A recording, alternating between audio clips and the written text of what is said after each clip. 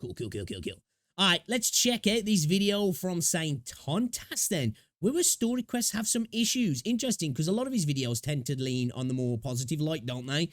So let's see what he's got to say here about the story quests in Wuthering Waves, which for me is probably one of the strongest parts of Wuthering Waves, in my opinion. Gameplay, the story quests, and then, like, you know, events and endgame is kind of more of the weaker part of the game, in my opinion. So it'll be interesting to see what he's got to say. But guys, check out Saint Tontas, makes great content. Show him some love. Version 1.3 and our bizarre adventure with Shorekeeper has been available for a little over a week now. And it's safe to say that this update brought... So, like, it doesn't feel like that long for me, because I literally got food poisoning on the 28th.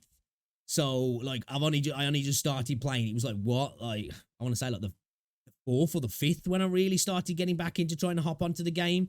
So, yeah, it hasn't felt that long to me at all. Lot to the game. Amazing features like an entirely new map, a mountain of quality of life updates, and perhaps most important of all, a dazzling new resonator. While your enjoyment of the Black Shores is entirely subjective, with many adoring our newest sustainer's integration into the story, while others are lamenting over how many characters glaze the MC, most players can agree that the Rover's experience and the revelations on their hidden past gave this tale a wild spin, setting up the player Ain't nobody glazing male Rover base for even more realizations down the road. What's clear for any player who saw this update was that this version was a massive lore dump. Tethys, the super advanced sentient AI responsible for preventing we definitely got an expansion, didn't we? A living amalgamation of Sonaro energy who was given purpose by the leader of the Black Shores. And Rover, the man or woman at the center of it all, without a single clue of how everything got like this, with memories of the past drip-fed throughout the quest. It's safe to say that we as players have more questions now than we did before, and unfortunately, there are many in the player base who weren't able to keep up. It could have been their misunderstanding of vocabulary, a personal lack of attention span, or what I think is actually the biggest reason of all, their rushing of the story. And for those that rush the well, at the end of the day, I think that's just on the skippers. You know what I mean? That to me is just on the skippers. Now, I know some people don't care, but like I have seen people who are skippers and then moan about stories in games. It's like, well, you didn't even experience the story. Now, I get it if the story's dragged to the point where it's made you skip.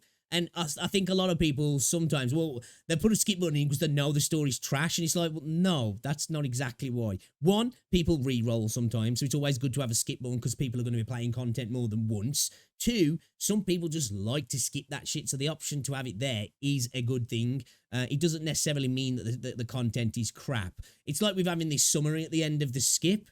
You know, people are just going to skip that as well. Story. I can't blame them at all, because there are some genuinely massive flaws in the Woo-Wah story design that we've seen present all the way since version 1.1. This is true. Well, since 1.0, the middle part for me slacked hard. 1.1, I thought I really enjoyed 1.1, and I've really enjoyed this as well. Actually, the run up to that the boss fight, that was enjoyable. This critique isn't focused on the content, pacing, or structure, but rather the lack of quality of life when it comes to actually experiencing it. Today we'll be diving into why this is the case, exploring how the arbitrary restrictions in the story soured some of our past and current version updates, and how some simple new features, inspired by other gacha titles, can streamline this experience for current, new, and potential players. What's he talking about? The necessity to get to the boss fight and through the story to be able to level Shorekeeper. Kuro's ironed out a lot of clunkiness with their quality of life updates, but there's that was a even little more bit annoying, opportunities here. As always, if you're enjoying this, because like I fetched Shorekeeper out and was like, right, we're gonna level her. I was like, oh, I can't level her, and then he was like, well, I've got to put Verena back on there because she's not going to be able to do anything at the moment. And that was a little bit annoying, I must admit, but not a major issue. content, please hit that like and subscribe button. At the start of version 1.3, the harshest realization that every player pulling Shorekeeper had was the fact that, well, they had literally no way of leveling her past 40. Yeah. You had no This is a ability fair to take. access her ascension Fair materials as they were locked behind the new boss, the Fallacy of No Return, who was also locked until the end of the 1.3 story quest. This was absolutely devastating for a significant number of players. I wouldn't say it was devastating. You know, if that was devastating, then damn, life's gonna be harsh. Life is gonna be harsh. But I do get what he's saying. From a quality of life standpoint, it's a little frustrating that, like, oh, you've got this new character, you're like, sweet, I want to level her up now, and then the game's like, not quite yet. You want to do this content where you're like, oh, I want to use the new toy that I've got in the content and learn through the content and use her in that experience. But it's not a major problem. It hasn't bothered me too much. You know, I've obviously, like I said, I was ill, so I missed the first 4 or 5 days of the patch. You know, I've finished the story quest now. I've pretty much, I've got her leveled up to like 80 now. So, you know, she's ready to start being built out properly in a traces and echoes and all that sort of stuff. But I get what people are saying. It's kind of holding off the inevitable, which you do really want to get to, because the rest of the game at the moment is definitely designed around rewards for the next banner, and then the next banner comes with this update and it's like, yeah, we're going to just hold off on letting you use that character for the time being. Seems kind of like in opposition to the rest of the game formula. For a few reasons. First, Shorekeeper was one of the most highly anticipated units from a simple team building perspective. She is the 3rd healer on the roster, the first limited sustain, and also the one with the biggest buffs in the game. Many wanted to get her up and running as soon as possible. And with her ascension materials and best in slot 4-cost echo locked behind the story, this was impossible. The second reason was the release of a completely new endgame mode on the same Mid. patch with 3 full sustain Gotta units. get that Terror of the Versity slander in there, Many guys. You can't had help no yourself. chance of clearing this mode until Shorekeeper was fully built. While this was mainly an issue for the sweatiest players, those on the other end of the spectrum were affected as well. The third and likely most devastating reason was the fact that the hazard zone of the tower, you know, the one that gives a massive number of astrite, that zone had its reset less than 24 hours after the release of Shorekeeper, and there were many who were banking on her release to finally claim their astrite. What this all meant was that some players had some immense pressure to level Shorekeeper as fast as possible. You could have simply wanted to play your own Shorekeeper throughout the story quest, or you were a player who was not consistently clearing the hazard tower, or just somebody who wanted the new healing echo on one of your other sustainers. At the end of the day, there was likely a significant part of the player base who skipped through a majority of the story, not because they didn't enjoy it, but because it was preventing them from doing something else. That's a fair point, I guess. I suppose if you desperately wanted to get those asteroids, and, you know, obviously you were limited by the fact that you got 24 hours, but I don't think most people was doing that. But I can understand the conundrum that there was there for some people of like wanting to just get through it as quick as possible and not appreciating it, not savoring it as much as they potentially would have liked to do that. As somebody who's like a light spender, those little extra asteroids from the tower. Again, I haven't bothered with the tower in the last couple of patches. I'll run the tower this time because, like, you know, I want to try out the new mode and stuff, but I just kind of find it a mid mode anyway, so I haven't got that desire. But I can understand what he's saying to a degree here, but I don't think it's devastating for people, that's for sure. And in turn, diminished their overall experience. That's a fair point. Even with the addition of the plot summary when using the skip feature, new in 1.3, there's a lot that players are missing. There is an incredible amount of care put into features like facial expressions. Yeah, but like, I think when what you want the skip summary to be, like 15 paragraphs. Most people are going to skip that summary anyway. Anybody got time for that? You know, if I was a skipper, I wouldn't be reading that shit, especially if it was long.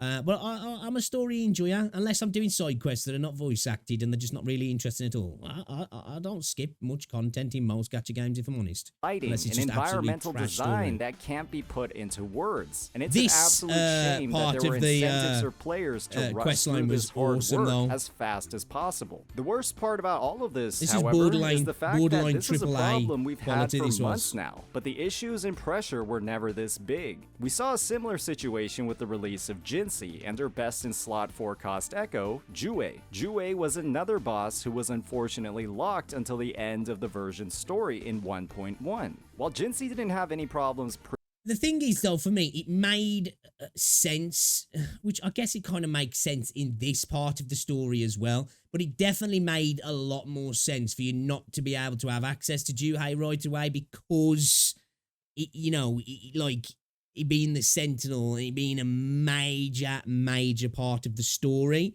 The boss this time was a lot less so. Obviously, I know it was the end game, but it just wasn't so much of a factor in the story itself. And Jinxie's story was incredibly connected, wasn't he? Less so with this one. It was more of a representation of the system, wasn't he? So it felt less connected in that regard. So I can understand that. But at the same time, I can understand it. Like it says, I was a little bit like, I kind of want to build Shorekeeper right away to play with her right now. That was all it was for me. I wasn't too frustrated that I couldn't do that. But I can understand some people definitely having a bit more frustration with it. Pre-farming her Ascension materials from the Morning Ikes, her massive synergy with Jue's effects made her feel incomplete without it equipped. And with her role as a DPS... I'll tell you a secret. I still haven't equipped Juhei on Jinxie. I've still got the Morning Ikes on. Yeah, I know. I need to do it. I just... I have got some echoes of him. I need to look at which ones I've got, actually. Just hate farming that annoying snake dragon. Yes, this made proper gearing even more important for her performance, and in turn gave a lot of incentives to blaze through 1.1 and mount Firmament as fast as possible to get started on the Echo grind. Factor in that Jue was also a weekly boss whose materials were required for Jinxie's skills, it's a very similar scenario to what we saw for Shorekeeper. While these issues were present for all players when the new update arrived, we also have to think about how all these restrictions could impact new and returning players in the future. With all of these bosses, materials, and echoes locked behind hours of story content, this could lead to many players skipping even more of the story earlier on. Not because they don't like it, but because this story is the only thing preventing them from strengthening their characters, a core element of RPG games, and that's not a great dynamic, especially when Kuro's made such huge leaps with their storytelling since version 1.0. The improved skip button is a quality of life buff, indeed, but it's a buff that only addresses a small part of the problem. In addition to the buff skip button, it's a fair argument there, like I say. To have the skip button means it's there for people who just want to blaze through the story. But, like, making it so, yeah, you can't level the character till you've done that content kind of, I guess, takes away from it, doesn't it, really? Because it's like, here's this thing to let you go through it, but the reason you're going through it is to get to this point, which it helps you get through it quicker, but it's like those people are going to want to go even quicker because they're going to want to get to that end thing of actually building the character. But then again, though, I suppose I'm all right, Jack. Didn't affect me. Early access to new weekly or Ascension bosses would be a fantastic way to solve the problems we saw with Shorekeeper and Jinxie. While we'll never know the exact reasons for why a player skips, removing this barrier to leveling and gearing characters would remove one of its biggest incentives. There were many... I don't think that's why most people skip. As somebody who's not a skipper, obviously I can't look into the mind of a skipper. If you're a skipper, tell me, would that really stop you skipping the story? I watch people play gacha games from time to time, and I watch people who are skippers. They skip through everything. They skip through absolutely everything unless they're talking to the chat and they just happen to leave a cutscene on. It's got nothing to do with I'm skipping this because I can't do this thing until I skip through it. They're just skipping through it because they want to get to the point of just leveling characters and playing the game anyway, and just getting to endgame and just getting to that end, whereas for me, as somebody who's an enjoyer of stories in video games, I just like the process of going through the story. So yeah, there's a potential that some people might be encouraged to skip a little bit more often, or people who really need to get, especially with the reset, the way it happened, maybe then. Well, I think people who are going to skip are going to skip. I don't think the way that the materials for your character are set up behind the content are going to make them skip any less, if I'm honest. Many players who were playing the story just until they unlocked these bosses for farming. And when that didn't happen until the end of the quest, that was a major point of frustration for many. Removing that frustration can only improve a player's enjoyment of the game. And when we see these bosses in version trailers and live streams, it's not like much of the story I think it's not so much about the story. I think your initial fight, especially with something like Juhei, it's a lot more cinematic, isn't it? Your introduction to the boss is done in a cinematic way. The combats, like I say, with Juhei was much more cinematic than the fight that you fight when you're just farming a boss or you're fighting a hologram. Obviously, they're more difficult and you see more movesets, but they're just a lot more cinematic, aren't they? I feel that if your first introduction to the boss is just you farming the boss and then you get introduced in the cinematic element,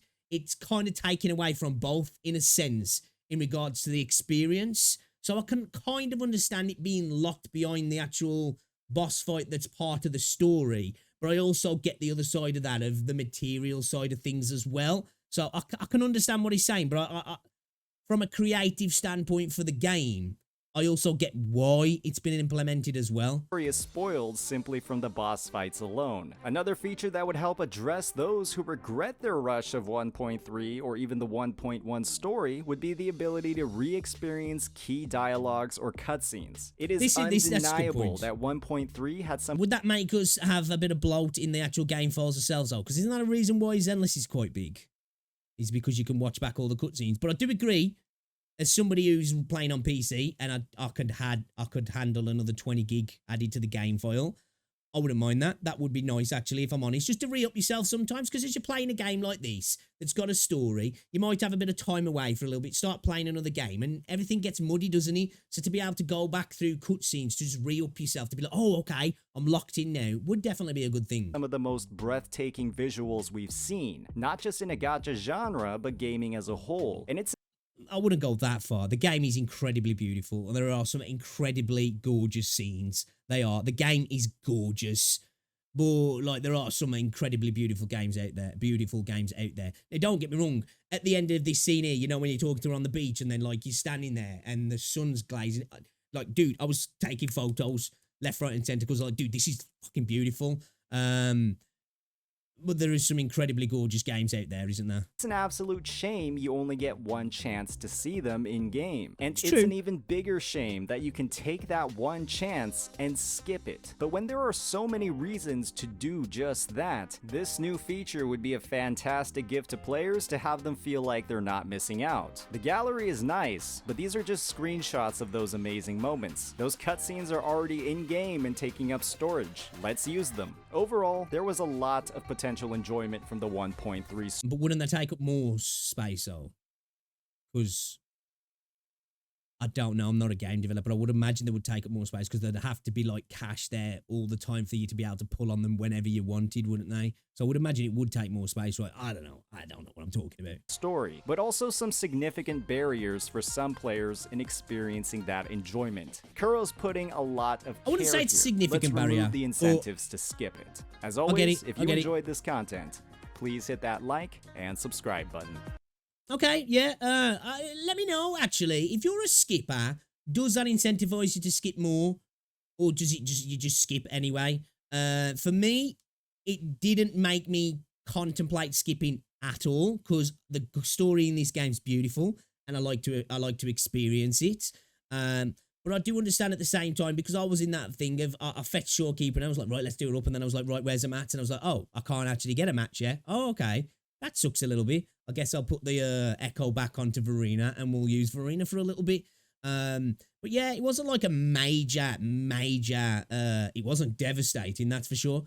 A little frustrating, and I do get it. I get it from both sides. Like I say, I think from a creative standpoint, it makes sense to not be able to access the boss until you've accessed the boss via the story. But at the same time, it is kind of frustrating that you've got this new character and you're like, well, I can't level the character now yet, so I've just got to wait to really use the character until I've done this content, which maybe, if you think about it, could potentially incentivize some people to skip, especially if they want to get into the Tower of Adversity and clear that before that reset happened.